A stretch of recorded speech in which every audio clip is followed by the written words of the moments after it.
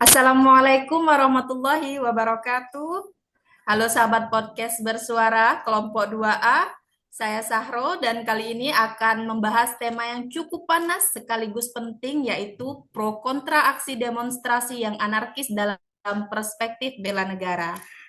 Seperti yang kita tahu, unjuk rasa adalah bagian dari demokrasi. Tapi bagaimana kalau demokrasi itu menjadi anarkis? Apakah masih bisa disebut dari bagian bela negara atau justru melukai semangat bela negara itu sendiri? Nah, untuk membahas ini saya ditemani 5 sahabat CPNS Bawaslu. Ada Mas Ahmad Nur Salim, Mas Pascal, Mas Hidayat, dan Mbak Nita nih sebagai perwakilan perempuan nih. Ada juga Mas Urai Farid. Namun sebelum masuk ke diskusi kita, mari kita saksikan bersama video cuplikan berikut ini.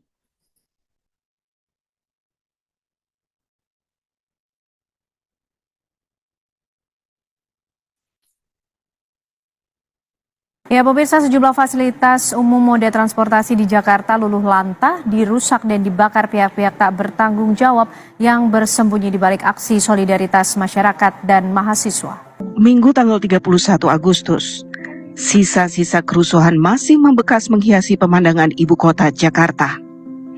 Di wilayah Senen Kuitang, Jakarta Pusat, petugas kebersihan berseragam oranye dan petugas pemadam kebakaran berjibaku membersihkan sampah, puing dan material sisa pembakaran halte busway yang dibakar massa.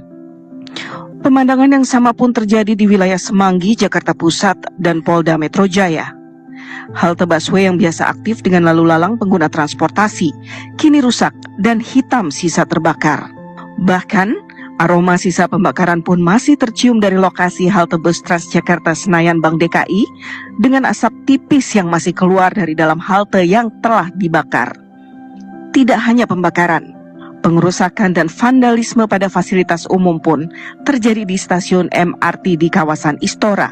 Melihat pasca kerusuhan yang merusak fasilitas umum ini, siapa yang rugi? Masyarakat tidak dapat menikmati transportasi dengan nyaman akibat ulah orang-orang yang tidak bertanggung jawab.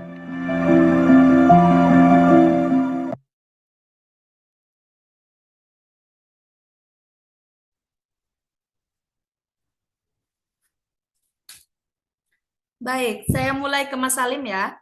Menurut Mas Salim nih, bagaimana aksi demonstrasi anarkis kalau dilihat dari perspektif bela negara? Silakan Mas Salim.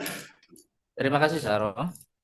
Menurut saya, demonstrasi yang anarkis jelas tidak sejalan dengan semangat bela negara. Bela negara adalah upaya menjaga persatuan dan ketertiban, sementara aksi anarkis justru merusak fasilitas umum dan mengancam keselamatan orang lain. Itu, Saro. Menarik sekali ya. Jadi menurut menurut Mas Salim ini bela negara seharusnya menekankan pada cara-cara damai dan konstitusional. Oke, kita catat ya teman-teman. Sekarang saya akan beralih ke Mas Pascal. Silakan Mas. Terima kasih Mbak Saro. Kalau saya melihat dari sisi lain, kadang aksi demonstrasi berujung anarkis itu lahir karena suara masyarakat tidak didengar, Mbak. Jadi walau anarkis tidak bisa dibenarkan, itu bisa jadi bentuk dari depresi yang ada. Dalam konteks bela negara, masyarakat sedang berusaha memperjuangkan haknya, walau dengan cara yang kita tahu sama-sama itu keliru ya. Gitu. Oke, jadi Mas Pascal nih ingin bilang teman-teman, niatnya mungkin membela kepentingan bangsa, tapi caranya kok salah gitu. Nah, perspektif ini sangat menarik ya. Saya akan lanjut ke Mas Hidayat. Bagaimana pendapat Mas Hidayat? Nah, jadi kalau menurut saya, bicara jika bicara bela negara, kita tidak boleh hanya fokus pada warga negara yang berdemonstrasi ya Mbak Sahro. Pemerintah juga dalam hal ini menjadi bagian penting dari bela negara. Jika pemerintah menutup ruang dialog bagi masyarakat yang menyampaikan aspirasi, maka masyarakat bisa saja frustasi dan meledak-ledak. Jadi bela negara itu sebenarnya menjadi tanggung jawab bagi rakyat dan negara itu sendiri. Nah, begitu Mbak Saro. Setuju banget ya dengan Mas Hidayat. Jadi ini bukan hanya soal salah atau benar di masyarakat, tapi juga apakah pemerintah membuka ruang komunikasi yang baik? Seperti itu. Saya akan melempar kepada Mbak Anita nih. Bagaimana Mbak Anita tanggapannya? Baik, terima kasih Mbak Sarot. Saya agak tegas di sini. Bagi saya, demonstrasi yang berujung anarkis tidak bisa disebut bela negara. Ini justru melemahkan bangsa, merusak citra Indonesia di mata dunia, dan bisa menimbulkan kerugian. Bela negara itu seharusnya menjaga nama baik bangsa dan bukan memperburuk. Begitu Mbak Sarot. Oke, menarik sekali ya Mbak Anita menekankan sisi kerugian nasional. Ini menjadi catatan penting buat kita ya teman-teman. Selanjutnya saya mau ke Mas Urai Farid nih. Gimana Mas Urai tanggapannya? Menurut saya kita tidak bisa ya menafikan peran emosi kolektif dalam demonstrasi. Kadang orang-orang merasa cinta tanah air, tapi marah pada ketidakadilan. Kalau kemarahan itu tidak dikelola, tidak dan bisa jadi anarkis. Artinya ada semangat bela negara di baliknya, tapi ekspresinya salah arah. Terima kasih. Baik, Mas Urai ini menambahkan sisi psikologis kolektif ya. Jadi ada semangat bela negara, tapi salah diekspresikan seperti itu. Saya kembali lagi nih kepada Mas Salim. Apa Mas Salim solusi menurut Mas Salim agar demonstrasi ini tetap dalam semangat bela negara, Mas? Baik Kak Zahro, menurut saya solusinya adalah pendidikan politik. Masyarakat perlu diajarkan bahwa aspirasi bisa disampaikan dengan damai. Dengan begitu, mereka tetap bisa mengkritik pemerintah, tapi tidak dengan cara yang merusak. Begitu, Zahro. Baik, jadi kuncinya ada di literasi politik ya, Mas Salim. Kalau menurut Mas Pascal nih, bagaimana nih? Terima kasih Mbak Saro. Menurut saya solusinya adalah memperbaiki mekanisme komunikasi publik. Kalau pemerintah lebih responsif, masyarakat tidak akan mudah tersulun, Mbak.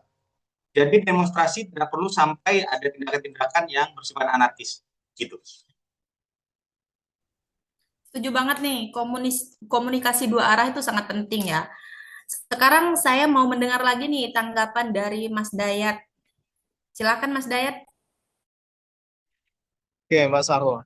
Nah, saya ingin menambahkan sedikit bahwa selain negara tadi juga harus hadir dalam proses ini, aparat penegak hukum itu menjadi bagian yang vital juga. Nah, aparat penegak hukum itu harusnya proporsional dalam melakukan pengamanan aksi demonstrasi ini. Kalau aparat itu sendiri sudah represif, nah masyarakat itu nanti akan ikut terpancing juga, Mbak Sahro. Nah, jadi dalam konteks ini bela negara itu adalah penegakan hukum dan keadilan sebenarnya, Mbak Sahro. Oke, Mas Dayat ini mengingatkan kita guys soal peran aparat yang harus adil dalam menyikapi aksi demonstrasi ini. Baik, selanjutnya Mbak Anita nih sebagai perwakilan perempuan silakan memberikan tanggapan. Ya, terima kasih Mbak Sarot. Saya tetap pada pendirian bahwa anarkis tidak bisa ditoleransi. Kalau ingin dianggap bagian dari bela negara, masyarakat harus disiplin karena disiplin itu inti dari bela negara. Begitu Mbak Sarot. Baik, berarti poin dari Mbak Anita ini adalah kedisiplinan ya. Ini menjadi catatan penting buat saya. Nah, sekarang Mas Urai silahkan menyampaikan argumennya. Saya melihat perlu adanya kandang khusus ya untuk menyalurkan aspirasi rakyat, misalnya kayak forum musyawarah terbuka ataupun dialog publik. Dengan begitu, energi masyarakat tersalurkan secara positif. Nah, ini menarik nih. Jadi Mas Urai ini mengusulkan kanal aspirasi resmi. Menurut Mas Salim, gimana Mas? Silahkan menyampaikan closing statement-nya. Oke, Kak Zahro. Menurut saya, bela negara di era sekarang bukan hanya angkat senjata ya, tapi juga menjaga demokrasi. Jadi demonstrasi damai adalah bela negara, tapi kalau anarkis itu kebalikan dari bela negara. Itu Zahro. Baik, tegas sekali. Selanjutnya, Mas Pascal, dipersilahkan. Baik, Mbak Saro. Saya melihat sisi protes ini tetap sangat penting ya, Mbak ya. Jadi jangan buru-buru menyebut semua demonstrasi anarkis sebagai anti dari bela negara. kita harus cari akar masalahnya dulu, seperti apa. Begitu. Oke, Mas Pascal ini menekankan analisis akar permasalahan. Kalau Mas Dayat sendiri, silakan Mas memberikan closing statement. Ya, sebagai penutup ya Mbak Saro, menurut saya ingin menyampaikan sebuah pesan bahwa bela negara ini adalah sebuah bentuk keseimbangan. Nah, di mana hak rakyat untuk menyuarakan pendapat harus dihormati, tetapi juga memiliki kewajiban dalam menjaga ketertiban di lingkungan masyarakat itu sendiri. Mungkin sekian Mbak Saro. Baik, artinya keseimbangan menjadi kunci ya Mas Dayat. Kalau Mbak Anita sendiri, bagaimana Mbak Anita? Baik, Mbak Saro, saya tetap menegaskan bela negara itu tentang loyalitas pada bangsa. Kalau aksinya merusak bangsa, apapun alasannya, itu bukan bela negara. Itu Mbak Saro. Oke, sudah jelas sekali ya.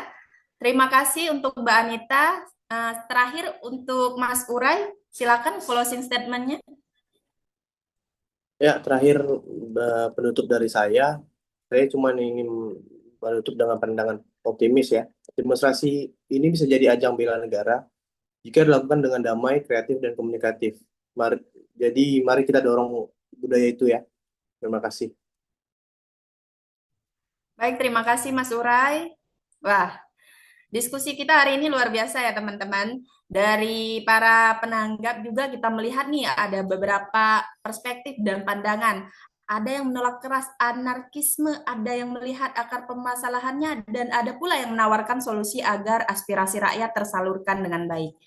Intinya, bela negara bukan hanya soal angkat senjata, tetapi juga soal menjaga demokrasi, persatuan, dan ketertiban. Demonstrasi damai bisa jadi bentuk bela negara, tapi apabila anarkis, itu bisa mengkhianati semangat bela negara itu sendiri. Terima kasih kepada Mas Salim, Mas Pascal, Mas Dayat, Mbak Anita, dan Mas Urai atas pandangannya.